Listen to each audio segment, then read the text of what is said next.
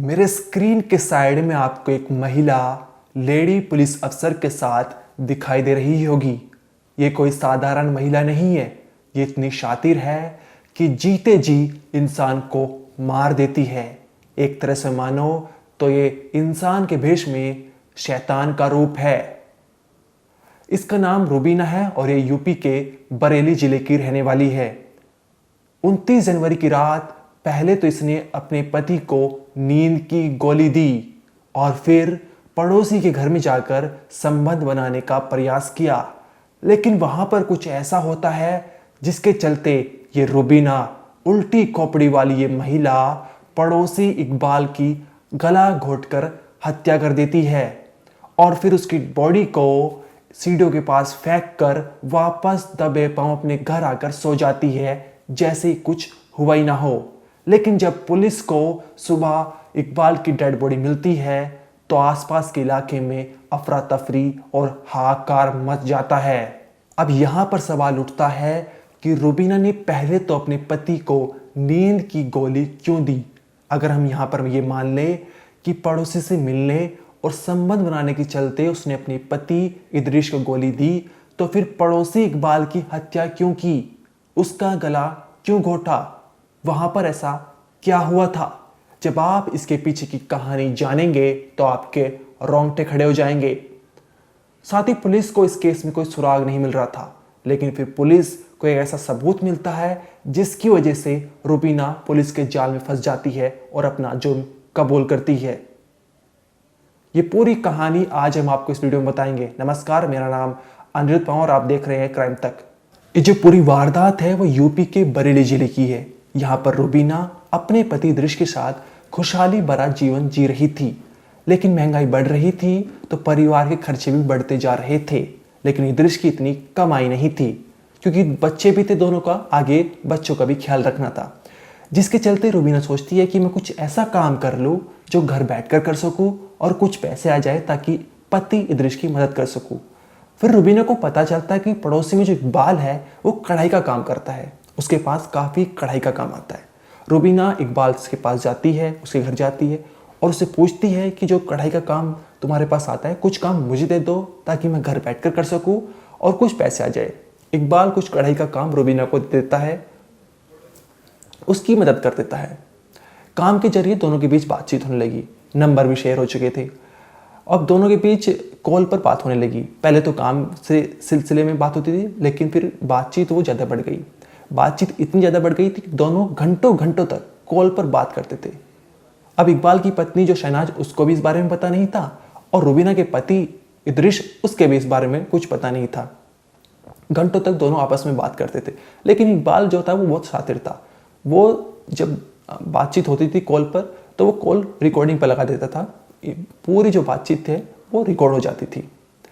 इसके बाद इकबाल ने प्लान सोचा कि मैं रुबीना के साथ संबंध बना लूँ। उसने रुबीना को संबंध बनाने के लिए कहा, लेकिन रुबीना ने साफ मना कर दिया कि मैं ये नहीं कर सकती। जो हमारे बीच में है वो सिर्फ बातचीत तक रहेगा, लेकिन मैं संबंध नहीं बना सकती क्योंकि मैं शादीशुदा हूँ और मेरे बच्चे भी हैं। फिर जो वो इकबाल कहता कि अगर तुम संबंध नहीं बनाओगे तो मैं हमारे बीच की जो बातचीत हुई है वो मैंने रिकॉर्ड कर रखी है और वो मैं तुम्हारे पति को भेज दूंगा। उसके बाद तुम्हारा पूरा जीवन बर्बाद हो जाएगा। यहाँ पर जो रुबीना है बहुत सहम जाती है, डर जाती है। उसे लगता है कि अब शायद मेरी ज़िंदगी ख़त्म हो गई है, अब मेरे पास कोई उपाय नहीं है। अगर मैं पति को बता दूंगी तो वैसे ही मेरा मरना है और अब यहाँ पर मैं इसके साथ संबंध मुझे बनाना पड़ेगा।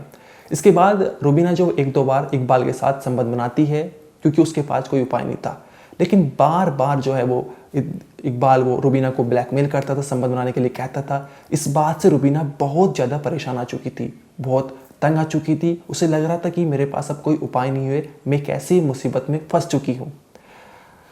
फिर वो सोचती है अगर इस मुसीबत से बाहर निकलना है तो मेरे पास 2 ऑप्शन है। पहला ये, या तो मैं अपनी जान खुद दे लूँ ताकि अगर इकबाल मेरे मरने के बाद मेरे पति को रिकॉर्डिंग भेजे भी तो उसका कोई मतलब ना बैठे क्योंकि मैं मर चुकी थी। और दूसरा उपाय मेरे पास ये है कि मैं इकबाल की ही जान ले लूँ ताकि ये पूरा जो झमेला है वो ही ख़त्म हो जाए। रुबीना को दूसरा ऑप्शन जो वो ज़्यादा बेहतर लगा, उसने इकबाल के मारने में विचार कर लिया। इकबाल के मारने की विचार तो कर लेता, लेकिन अब यहाँ पर सवाल उठता है रूबीना के सामने कि वो कैसे इकबाल को मारे। इकबाल अपने घर में पत्नी शहनाज और एक बेटे के साथ रहता था। 29 जनवरी को जो इकबाल है अपनी पत्नी और बेटे को ससुराल छोड़ने जाता है, क्योंकि वहाँ पर उसके ससुर की मौत हो जाती है। अब इकबाल शाम के समय में 29 जनवरी को ही अपने घर वापस आता है बरेली, और रूबीना से कहता है कि आज मेरे घर पर कोई नहीं है, तुम मेरे घर पर आ जाओ। रूबीना पहले तो मना कर देती है कि नहीं नहीं। फिर रूबीना के दिमाग में की बत्ती जलती है और वो सोचती है कि ये बढ़िया मौका है, इसके घर पर कोई है भी नहीं और प्यार के बहाने मैं उसका कत्ल कर सकती हूँ। इसके बाद उसने इकबाल को फ़ोन किया और कहा कि मैं संबंध बनाने के लिए तुम्हारे साथ राज़ी हूँ, लेकिन मेरे लिए एक समस्या है कि मेरा पति जो है इदरीस वो घर पे ही है। उसने कहा कि तुम अपने पति को नींद की गोली दे दो और वो वहाँ सो जाएगा। इकबाल ही उसको रूबीना को नींद की गोली लाकर देता है कि ये नींद की गोली अपने पति को दे दो।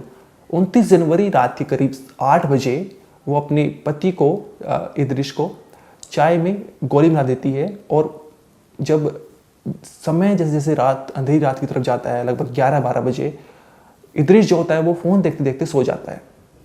जब वो पूरी गहरी नींद में पहुंच चुका था तो रूबीना जो है वो इकबाल के घर जाती है। इकबाल चबूतरे पे ही रूबीना का वेट कर रहा था। फिर दोनों साथ में घर में घुसते हैं। रूबीना इकबाल के दोनों हाथ दबा लेती है, उसके सीने में बैठ जाती है, और फिर एक हाथ से उसका मुंह दबाती है और दूसरे हाथ से उसका गला दबाना लग जाती है। गला तब तक दबाती है जब तक इकबाल जो है वो मौत को गले नहीं लगा लेता। इस दौरान इकबाल जो है वो कुछ हाथ पैर चलाता है, जिसके चलते उसको कुछ चोट भी आ जाती है, लेकिन रूबीना उसका गला नहीं छोड़ती। वो लगातार दबाई हुई थी। उसे पता था कि आज अगर मैं इसे नहीं मारूंगी तो पूरा जीवन तड़प तड़प कर जीना पड़ेगा। इसलिए उसने पूरी ताकत लगा दी और इकबाल की हत्या कर दी। फिर उसकी डेड बॉडी को जो है वो सीढ़ियों के पास दरवाजा था वहाँ पर छोड़कर दबे पाँव अपने घर चली गई और सो गई। इसने इस पूरे मामले में अपने पति के दृश्य को भी नहीं बताया था। सुबह होता है, आसपास के इलाके में अफरा तफरी मच जाती है। पड़ोसियों को पता लगता है कि इकबाल की मौत हो चुकी है। पहले ये था कि इकबाल की मौत है वो कोई हार्ट अटैक इसके चलते हुई है, इसलिए उसका पोस्टमार्टम में करा जाता है। पत्नी शहनाज को भी बताया जाता है, वो भी अपने मायके से वहाँ पर आती है और एक तरह से रोने लग जाती है, बिलखने लगती है, क्योंकि उसके पति की एकदम से मौत हो जाती है। जब पोस्टमार्टम की रिपोर्ट सामने आई तो उसमें सामने आया कि गला दबने और सांस रोकने के चलते इकबाल की मौत हुई है, और साथ ही उसकी बॉडी पर 7 चोटों के निशान भी थे, जिसके चलते अब ये पूरी तरह से क्लियर हो चुका था कि ये हत्या का मामला है। अब सवाल ये था कि हत्या किसने की है।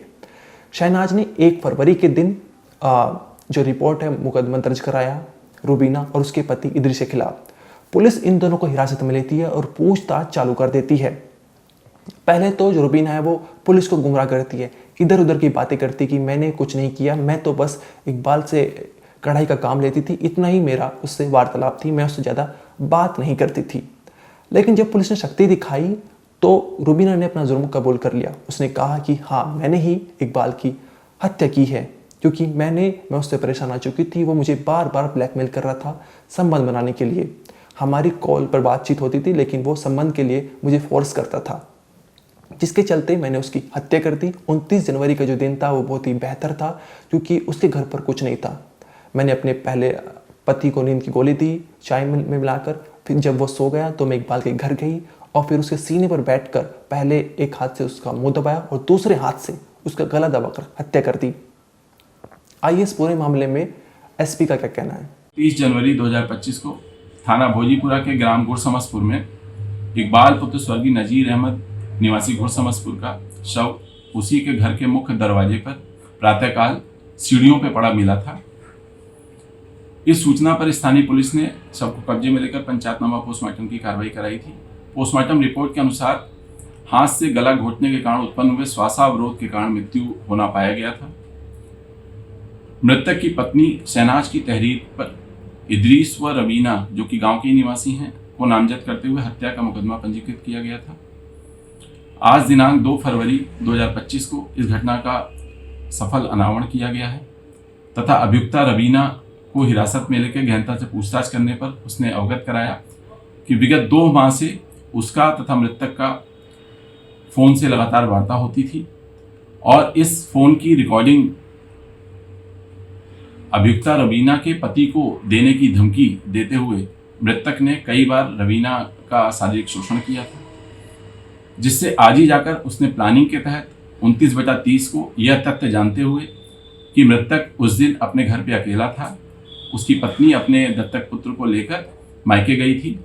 इस सूचना पर रात्रि में 11:45 पर उसने फ़ोन करके मृतक को सूचित किया कि आज मैं तुम्हारे पास आ रही हूँ, और तथा मृतक के पास जाकर प्रेमालाप के दौरान अवसर पाते हुए उसको गला दबा के उसकी हत्या कर दी तथा शव को वहीं सीढ़ी पर छोड़कर अपने घर आके सो गई।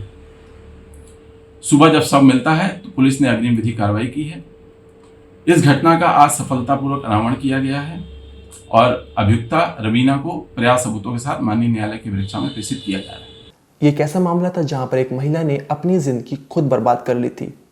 पहले वो पड़ोसी से बात करती थी, लेकिन जब पड़ोसी ने संबंध बनाने को कहा तो उसकी हत्या कर दी, क्योंकि वो परेशान आ चुकी थी, क्योंकि वो अपने पति को भी नहीं छोड़ना चाहती थी। उसे लगता था अगर मेरे पति को पता चल जाएगा तो मेरी ज़िंदगी बर्बाद हो जाएगी, मेरे बच्चों का क्या। इस पूरे मामले में आपका क्या कहना है कमेंट सेक्शन में ज़रूर बताइए। इस वीडियो में इतना ही, आप देखते रहिए क्राइम तक।